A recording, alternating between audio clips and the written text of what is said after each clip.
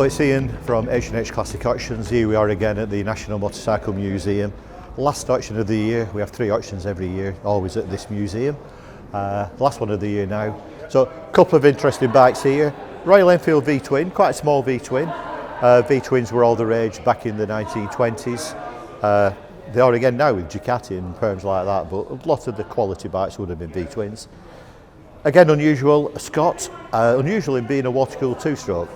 For its day, very, very advanced. It's the sort of thing that came back in the 80s on Japanese bikes, and people would say it's a new idea, but like most things, there's nothing new. This section here is essentially German bikes, which normally means BMW. Quite a collection of BMW flat twins.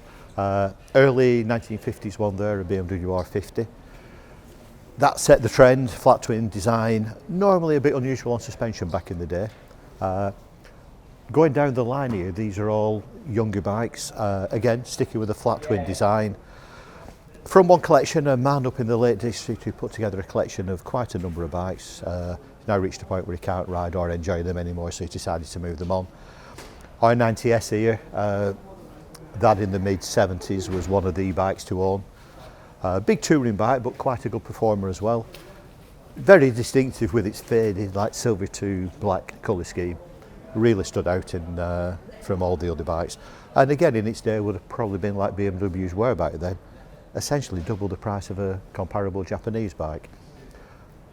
This one here, earlier BMW GS. The GS image now is very strong, down to Ewan McGregor and these touring the world programmes you see.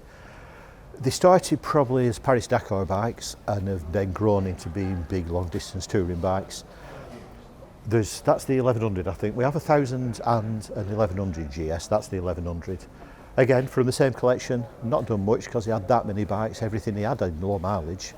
So this is the Italian section, predominantly Ducatis, but a few Moto Guzzi's, little MV Agusta down there. You can always tell the Italian section because there's lots of red bikes. This one here, 998R, limited edition. They made 700 of them for homologation purposes. This is numbered up, not been used for a while, so it'll need recommissioning, but certainly a future classic, that one, something that people would like in a museum or a collection. So a few competition bikes here. Nice little aerial, or quite big aerial trials bike. Actually it's come from Samuel Miller, it's come from Samuel Miller's museum. Very early, very original Greaves Silverstone racer. Greaves probably more famous for off-road bikes, but they made this Silverstone race bike with the same engine, the Villiers engine as normal. Survived very original, intact condition. Next to that, a Manx Norton, the classic 1950s, 1960s race bike. Numerous TTs, every rider in the world essentially would have rode one of those bikes in the 1960s. So a really iconic image. Just the black bodywork, silver tank, that's become Norton's trademark. So this is the Honda lineup. I think we've got about 24 Hondas. Again, every shape and size, and just to prove that point, very nice VTR 1000 here, World Superbike based road bike, but a very high performing, and again now very collectible. Most of them would have got altered or put on the racetrack, so to find one in nice standard trim is quite rare. As a contrast, 2 little Honda monkey bikes. Honda started off with monkey bikes in the 1960s. Initially they made them as a fairground ride and then realised people wanted to buy them. So 2 similar things there. That's one of the gold plated ones, a gold coloured one shall we say. This one here, one of the very last ones that they made, they actually got to the point where they put fuel injection on, but eventually emission regulations caught up with them and they've had to stop making them. So this is a Triumph Adventure, a 3-cylinder. Modern day Inkley Triumph, but echoing the old 3-cylinder Tridents from the late 60s, early 70s. This has only done maybe about 1,000 miles. A man bought it, didn't get much chance to use it, but kept it in his garage, kept it carefully. Reached a point now where he realises he's not going to use it again, so time to move it on. But a very good, well-equipped bike, some nice extras on it, and very usable, very affordable modern day classic bike. These are mainly Yamahas and Kawasaki's. Down the end of the line there are some Yamaha 2-strokes. Famous for their headbanger 2-strokes, Yamaha 250s, Generalist 350s. TZR, an older TZR and a younger TZR, but very nice, usable bikes, still exciting to drive. In the middle here, some 70s, late 70s, early 80s Suzuki, the blue and white one here, that is known as a West Cooley replica. He was a famous American racer, raced the bikes in those colours. and that was done as a tribute, as a replica of that. So very collectible. That's actually an American spec one that's quite rare because they made a few differences to suit racing homologation rules over there, so not many of them made it into this country. So these two Nortons here may look similar because they've got the same paint job. Starting off with this one, this is a replica of the famous rotary engine Norton race bikes from the 80s, 90s, probably early 90s. In the day, Norton went down the route of perfecting the rotary engine, which nobody else really tried to do. Lots of ingenious design. They eventually put it in a race bike and it proved to be a winner. And for a while it dominated British superbike racing.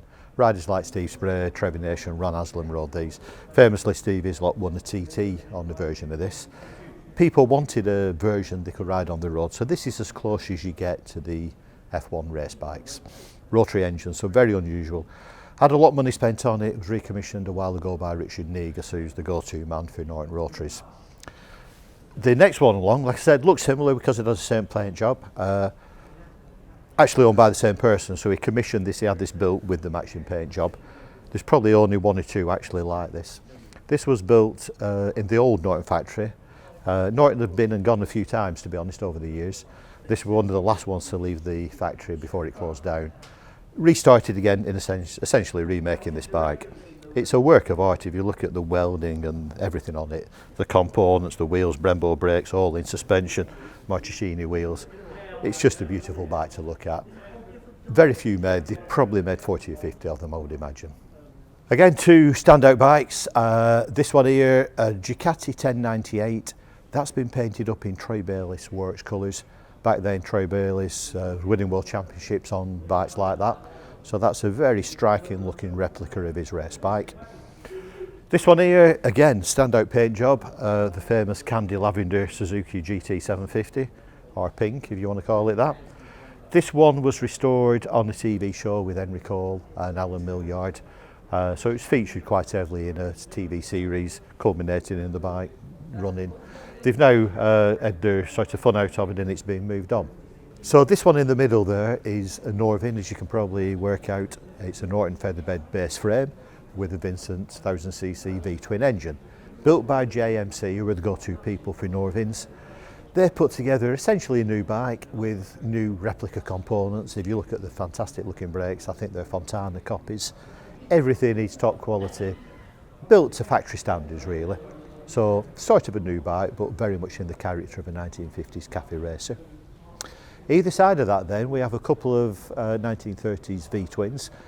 On the face of it, look very similar. The one on the right there is a Montgomery. Extremely rare, there's probably very few of them made. Combination of a Jap engine and various components put together as very much a very expensive deluxe bike.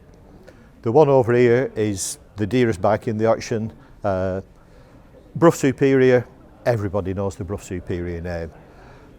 He called himself the Rolls Royce of motorcycles. He actually got permission from Rolls Royce to say that. Made not many bikes and they were always very expensive and they were always rode by people who had plenty of money. The famous one is obviously Lawrence of Arabia. You know, they always quote him as being the famous Brough owner. This is actually an 1150, the model. They initially made for, I think it was Nottingham Police. They made 5 with sidecars and the police rode round on them. The registration numbers were all consecutive, so it started maybe 5 to 9 or something like that. Went into private ownership at some point, probably in the 40s. The vendor bought it as a youngish person in the early 60s, actually paid £22 and 10 shillings for it. So maybe in the day it wasn't quite as cheap as it sounds now, but it was still a bargain. Supposedly it had been used on a farm in the Cumbrian Fells for rounding up sheep. So you can imagine what state it was in. But over the years it's had a lot of restoration work and has been used by him on all sorts of international events. I think there's an Alpine rally and a Nordic rally. Finally selling them off, he's actually got 2 Broughs and decided that's one too many. So that's going up for sale in tomorrow's auction. So the auction itself is tomorrow, 15th of November, here at the National Motorcycle Museum. We're here viewing today, there's viewing until 6 o'clock today. We open the doors at 9 o'clock tomorrow morning so you can come and view the bikes then.